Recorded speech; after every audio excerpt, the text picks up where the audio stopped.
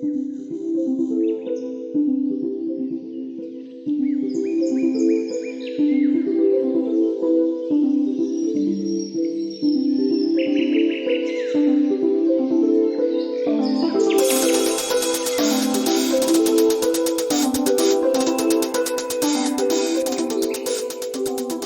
and welcome to the White Witch podcast with me, Carly.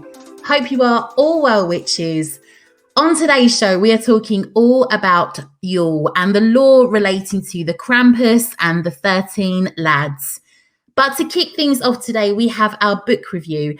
And today's book is Lunar Living, Working with the Magic of the Moon Cycles, written by Kirsty Gallagher. This book has changed my entire working relationship with the moon. No more Googling for me every month and comparing tons of different sites to discover how each astrological sign is affecting each new and full moon.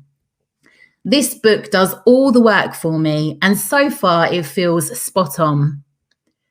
I've always wanted to go all in working with the moon.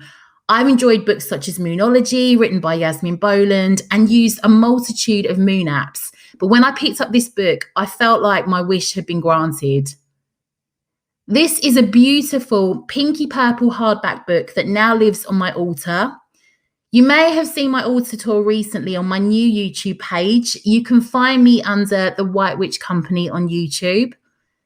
So this book starts out explaining the moon science, so lunar cycles, the gravitational pull of the moon, the zodiac signs and seasons, science versus magic relating to the moon, transforming your life using the moon's phases, the 8 phases of the moon explained, and also zodiac, moon and sun sign explanations. The Lunar Living Kit in the book references different techniques and strategies you can use to work with the moon, such as creating a soul vision board, intentions, affirmations, visualization, a gratitude practice, mirror work, a brain dump, mind map, shadow work, and journaling. I'm going to read you a section relating to this coming full moon in Cancer, which lays out for you the themes within this full moon and how you can harness its power. Full moon in Cancer falls in Capricorn season between 22nd of December and 19th of January. This is the first full moon following the winter solstice, and as we enter back into the light, it feels like darkness is being lifted, as though under the light of this full moon, you can finally see the truth. Under this guiding full moon light, your path ahead will become clear. So use the deep intensity of this full moon to let go of anything standing in the way of what you want to create and achieve for the beginning of the traditional new year. If you tune in and truly feel into your gut feelings, your intuition, your wisdom, your heart, the very depths of your being, everything you need to know will become clear under the heartfelt, intuitive guidance of this dreamy full moon. The sun is in Capricorn during this full moon, so the themes of Capricorn, such as shaking foundations, long-term visions and ambition, will now be highlighted by this full moon with Cancer energy added to them. The practical nature of Capricorn will help you make sense of the depths of the emotions stirred by the Cancer moon, give you clarity about where you are stuck, and show you where, how, and whom you give your power away to. If you find yourself second guessing and doubting the path ahead, incorporate some mountain goat Capricorn energy to plan and strategize the way forward. Use the Cancer full moon to make a clear plan of what needs to change. List all the changes that you would like to make in your life and make a plan of how you can do this. Even if it's long term, use the waning moon to start to let things go. Cleanse your home. As the Cancer moon is strongly associated with the home, use this moon to release from it anything you no longer need. It's a good time to use a smudge or sage stick to cleanse the energies in your home and to have a clear out of anything that you may have been hoarding.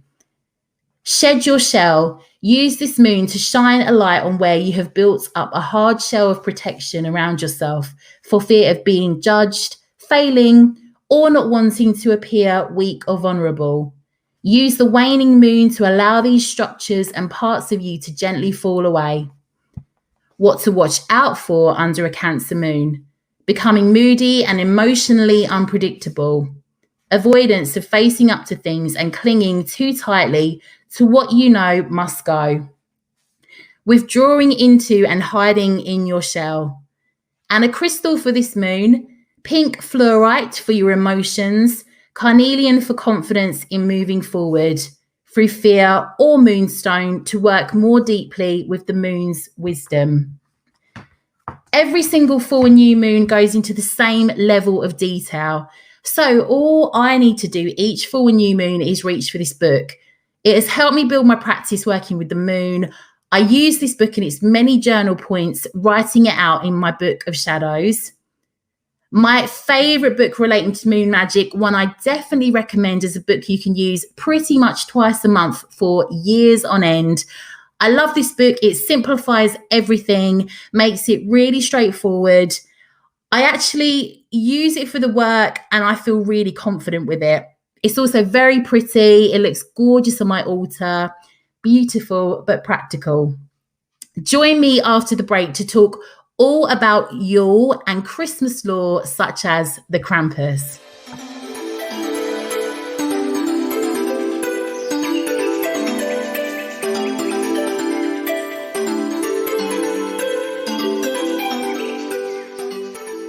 Welcome back. So before we get into our next segment in relation to Yule, the 13 lads and the Krampus, I have a quick message from the wonderful That Witch Life podcast to play to you.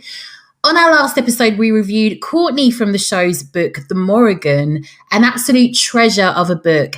And here she is alongside her two co-hosts, Hilary and Kanani, to tell you all about their show. 3 childhood friends dabbled in magic and then scattered to different parts of the world. 20 years later, they're back in their hometown, but now they're full-time witches, witching it for real. Nope, it's not a show on the WB. We are Courtney, Hilary, and Kanani, the hosts of That Witch Life podcast. We are actual witches talking magic, spells, magical mishaps, weird witchy stories, and spooky pop culture. Plus, we interview guests from the witchcraft world. New episodes every Monday, available wherever you get your podcasts. That Witch Life podcast, your home for living as a witch in today's world. So mote it, witches. So mote that.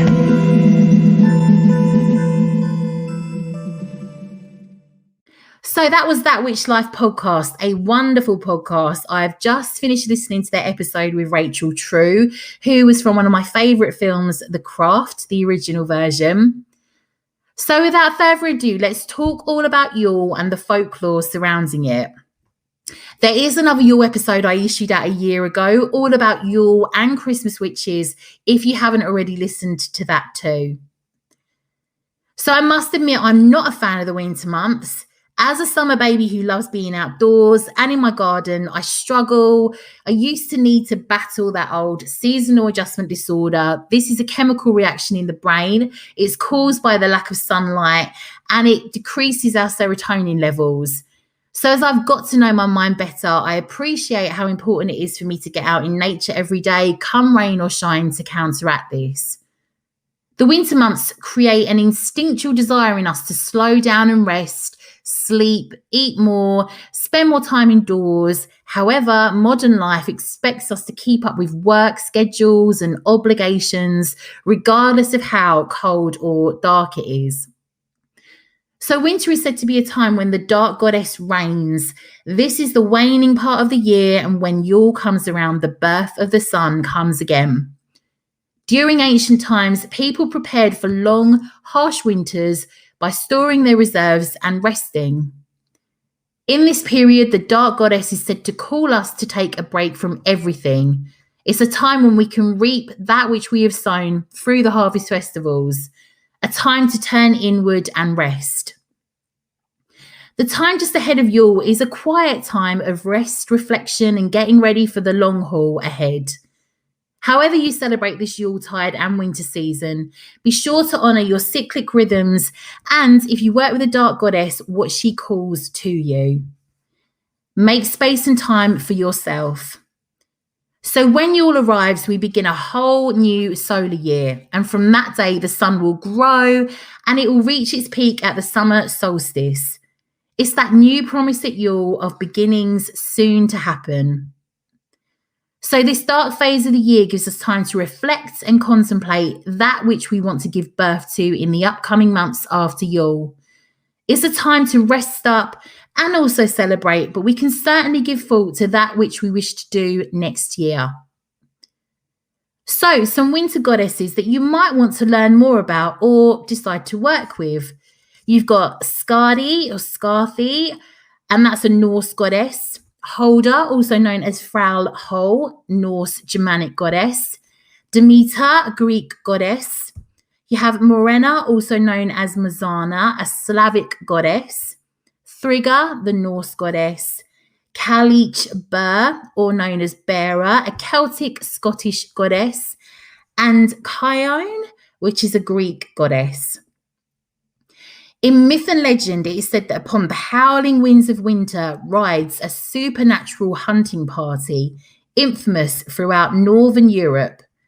The wild hunt or raging horde descends in the depths of winter, claiming souls who are foolish enough to be outdoors to join their chilling host, whilst the magically adept will join willingly. Odin and Woden were said to lead this procession upon his 8-legged horse, Sleipnir, flogged by Valkyries and the souls of fallen warriors, heralding the change of seasons and personifying the wild and dark side of nature. It's another episode of terrible pronunciations. So before we get into Yule, it is said that December 23rd was a day the Druids called the Feast of Potentials. Maybe the theme tune for this day could be Tyler, the Creator. What is the lines from that song? I hate to see wasted potential. That shit crushes your spirit. It really does. It crushes your soul. And ain't that the truth and words to live by? This day is a holy day and attributed only to mistletoe, which is the winter's equivalent to oak. On this day, it is said that potentials are like seeds in a fertile soil. Anything is possible as long as will is fiery enough to warm this seed. Yes, I absolutely want to use this day to tap into some of my potential and my future plans. So talking on mistletoe, this was considered sacred by Druids as it grew without roots in the ground, and they assumed that it must have been planted by the gods. Mistletoe was thought to ban evil spirits and bring good luck and blessings. When warriors met beneath mistletoe, they had to lay down their weapons and call a truce. And this is apparently why it became seen as a sign of peace and goodwill to all. We kiss under the mistletoe apparently because of the goddess Frigga. Her son Balder was shot with an arrow made of mistletoe, and Frigga's friends succeeded in conjuring up powers to save the boy. So I don't know if you remember on the Half Witch episode, we discussed her crew. So she had like kitchen house witches as her friends. So Balder survived, and Frigga commanded that mistletoe should never be used again to harm. Instead, it became a symbol of love by kissing anyone who passed under it. Ancient Druids harvested mistletoe from sacred oaks to hang in the doorway of homes to ensure the blessings of the sacred groves and for good luck. So with Yule, the winter solstice upon us, we have already had an episode on Yule before, but there's always a lot more we can delve into for each Sabbath. So the longest night of the year, celebrated on or around December 21st, it is a time for reflection, resolutions, and renewal. We celebrate the rebirth of the sun and balance of light and dark. Beginning of the new solar year, ending of the old, the goddess manifests as the great mother, and the god is born again as the sun child and continues that never-ending cycle of birth. That's if you believe in Wiccan pagan beliefs. So energy flows from endurance to death to rebirth at this time. This is said to be a rebirth of the mind and soul and a time to work on personal alchemy and spiritual paths. Use this time to set new goals or come up with new ideas, consider your dreams, hopes, and projects as we turn to the new season of life ahead. Although there is cold ahead, the light is growing and the warmth will follow. So I have an Icelandic Yule story I thought I would talk to you about that the government apparently had to censor as it was so creepy. Iceland would have originally been a rough habitat to have settled in, so it's unsurprising that their folklore isn't all warm and fuzzy. Their first tales of lore are said to be almost as horrific as the original Brothers Grimm fairy tales. During Yule season, the youngest children would have been told the tale of the Yule lads. So the Yule lads' mother was said to be Gryla, and they had a demonic Yule cat. During the Yule season, the Yule lads proud. Children unlucky enough to be kidnapped by them will be cooked alive and eaten. Over the years, the Yule lads' story had many changes, and they were immortalised in a poem that's apparently still memorised by Icelandic children. However, the original story was banned altogether as it was so terrible. So before the tales of the Yule lads were written down, they were shared via word of mouth. At one point, it is said that there were 82 Yule lads until a poet wrote this poem that described only 13 of them. According to legend, the Yule lads would visit children at night in the 13 days leading up to Yule. The purpose of these visits being always malevolent. There were 13 individual Yule lads and they had unique personalities and names. Each one would perform a wicked task related to their specific persona. They would often steal food and resources of the children's family that were important to survival. Stekkjastor, Giljaguar, and Stuffa was said to steal milk and farm animals. Askalekia would lick up leftover food from pots. Bjugnakrakia stole sausages, and Kekkrokur had a hook he would use to steal meat. Herdaskalia would slam doors at night to scare sleeping children, and Kurtnaskakia was said to follow children to steal their candles or lanterns, leaving them in the pitch black dark. The Yule lads, alongside being menacing, were physically grotesque. They were portrayed as ugly and hag-like in artwork. One had an abnormally huge nose to sniff out food. One was so thin he could slip through cracks and crevices into homes and steal food. The Yule lads' parents were said to be Gryla and Lepaludi. Gryla, their mother, was the most menacing of the two. In pagan times, Gryla was said to be a troll with hooves for feet and 13 nails. She resided in the mountains and would come down to the towns periodically to seek out bad children. Children she encountered would be placed in a sack and dragged back to her abode in the mountains, where she would then boil them alive and eat them in a stew. Gryla and Lepaludi had a pet cat who didn't discriminate between the good or bad children. This cat would stalk and eat whomever because its food source was people alone. If a child received a new item of clothing, this gave them immunity to the Yule cat. It's said that this might have encouraged children to be grateful receiving jumpers as presents. So in terms of origins, the Yule lads were said to be from another dimension that exists side by side along our own. They would be invisible until the run-up to Yule. Other stories suggest the Yule lads were the children of Eve that she hid from God. The boys were said to be banished to another world after God discovered them, and another source believes that they were fallen angels. In modern Iceland, it is said that children now leave shoes out for the Yule lads. Good children will receive toys and candy, and bad children receive a raw potato. So they made the transition from demonic child-eating monsters to ones that at their worst will stick a root vegetable in your shoe.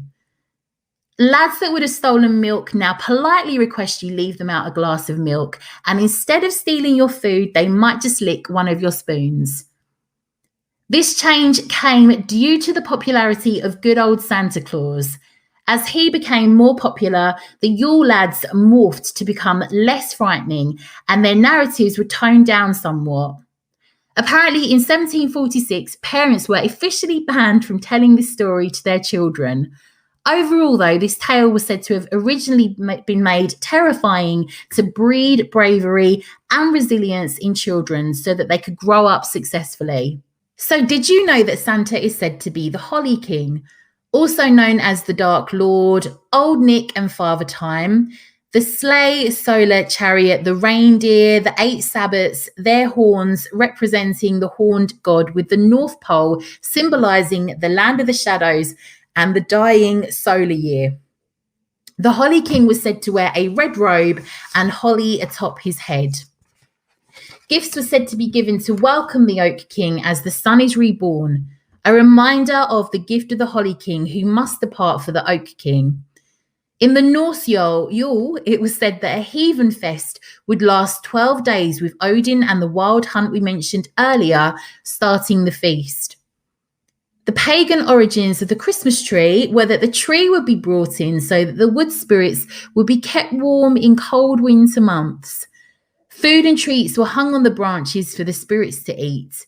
Bells were hung on the limbs to chime when an appreciative spirit was present.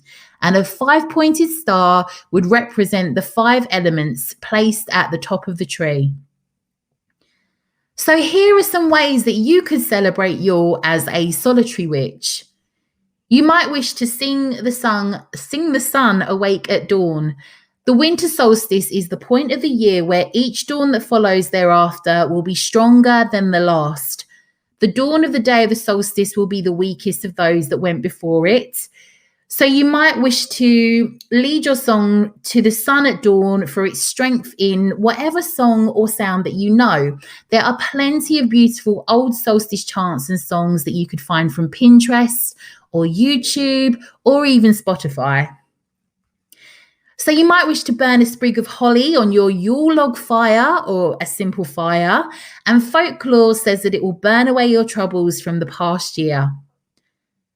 Giving or volunteering in any way you can gift to others, be it volunteering at a soup kitchen, leaving some food in a food bank, gifting someone who doesn't expect it. It doesn't have to be financial. It could just be your time, your prayers, or your good intentions. You might wish to honour 12 spirits on 12 nights. Beginning on December 20th and through to January 1st, you might want to honour a variety of spirits each night, creating your own 12 days of Yule that you could mark through simply lighting 12 candles over the 12 days and speak a short prayer for each that you honour. And last but not least, how about trying some baking like ancestral cookies or cakes and gifting them? You might have an old family recipe for these, or one that you might want to start as your own tradition. You could add the recipe to your Book of Shadows or your grimoire to be passed down. So let's talk all about the Krampus. Let's look into one last terrifying form of law relating to Yule. Krampus, the mythological holiday beast, half goat, half demon, who comes to visit and punish children who have misbehaved throughout the year. He is sometimes known as Krampus too. So Krampus is said to have chains that were said to symbolize the binding of the devil by the church, which he thrashes about to scare people. He also has bell ornaments that you can hear as he walks around and as he gets closer. He is rumored to carry bells of all different sizes, and when you hear them, start to run. A hairy creature, brown or black, with goat horns, hooves, fangs, the face and hands of a man, but a long, pointy tongue. So Krampus is said to be the evil twist of St. Nicholas, with St. Nick being the good angel and Krampus the bad. Krampus's origins date back to Alpine folklore. So the Alpine regions it entered into were a sort of folk Catholicism mingled with indigenous pagan folklore. So dominating the landscape here were ambivalent, often devilish mountain spirits known as the Perchten or Perchf as singular. So people here masqueraded as these figures in rowdy costumed processions that were first mentioned in the 17th century documents that were held by the church and civil authorities. So these people that masqueraded as these figures were seen as of the peasant class and also renowned for inciting riots that often turned violent. So they were regarded with suspicion by the church and civil authorities. At this point, these celebrations were called Perchtenlauf, and it was later transformed into Krampuslauf. So the perched was reshaped as the Krampus and linked to St. Nicholas, and the church and civil authority gained some sort of control over the celebrations. So the word Krampus is said to come from the German word Krampen, which means claw. Other origins for the Krampus are traced back to demonic creatures in Greek mythology, pagan rituals, the goddess Perchta, and Satan himself. Krampus has even moved into other European countries. In other cultures, he is known as, cue awful pronunciation, Necht, Ruprecht, Serta, Perchten, Black Peter, Schmutzli, Pelsnickel, and Klaubauf. It is believed that he is the son of the Norse god of the underworld, Hel. It is said that around the 12th century, the Catholic Church tried to vanquish the celebration and tradition of Krampus. And in the early 20th century, Krampus was prohibited by the Austrian fascist government because it was considered a creation of the Social Democrats. However, the tradition was revived with the fall of the government after World War II. So Krampus has already been. He is said to come on the night of December 5th, a night called Krampusnacht, to punish misbehaving kids, which is said to be the day before St. Nicholas comes, so December 6th, where he rewards good kids by leaving candies in their shoes, and for bad kids, leaving birch twigs, or in more modern times, carbon in their shoes. So apparently sometimes Krampus tags along with St. Nicholas on December 6th, but Krampus, of course, only wants to go after those bad kids. The legend of Krampus states that during the Christmas holiday season, children who have misbehaved, and they will be basically beaten with birch branches or even stuffed into his Krampus sack and hauled off to be tortured at his lair for a year. Although some stories say after a good old torture session, he would just eat them afterwards. So if you did misbehave this year and you're still here, well, you're quite lucky. But you better remember that he sees you when you're sleeping. He knows when you're awake. He knows if you've been bad or good. And he also goes for adults too. So he has no care for what age you are. And he has a thing for women and children as they are most scared of him, which is something that he is said to love. So it's worth noting that the goat is a symbol of Thor and became a symbol of Yule and customary sacrifice. So this may have had some relevance to the myth of Thor slaughtering his goats, the English names for them apparently being Gaptooth or Tangrisnir and Toothgrinder or Tangjoster.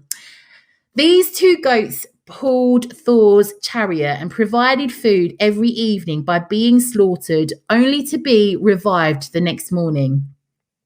This is likely linked to the Norse sacrifices, and they were known to practice both animal and human sacrifice. This is also linked to Julebock, a Swedish tradition, but one we should perhaps save to read next year. So it'd be very mean for me to leave you on this episode considering all the naughty things you've done this year, hearing the chains and bells of the Krampus in the distance. So before I go, I thought I would lighten the mood and read you A Visit from the Yule Spirits, written by Richard de Angelis. 'Twas the night before Yule, when all crossed the hearth, not a being was stirring, pagan, fairy, or beast. Wassail was left out and the altar adorned, to rejoice that the Sun King soon would be reborn.